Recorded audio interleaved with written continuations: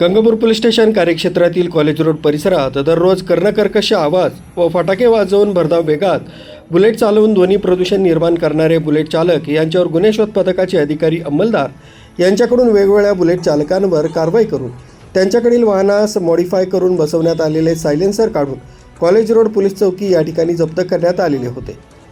दिनांक 30/4/2026 रोजी college road police चौकी या ठिकाणी सदरचे जप्त करण्यात आलेले एकूण 112 सायलेन्सर यावर कॉलेज रोड या ठिकाणी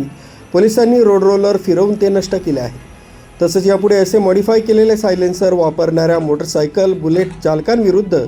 कठोर कारवाई करण्यात येईल असा इशारा देण्यात आला आहे। सदरची कामगिरी पोलीस आयुक्त संदीप कर्णिक, पोलीस उपायुक्त मोनिका राऊत, सहाय्यक पोलीस आयुक्त सुरवाडकर यांच्या मार्गदर्शनाखाली गंगापूर पोलीस स्टेशनचे वरिष्ठ पोलीस निरीक्षक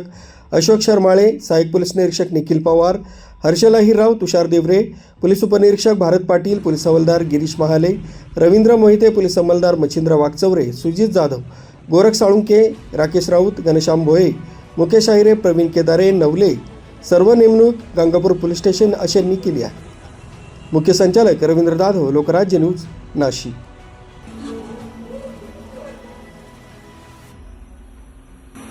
क्लासिक वाले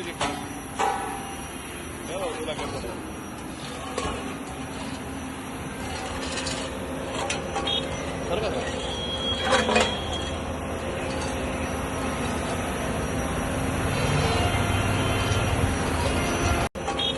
का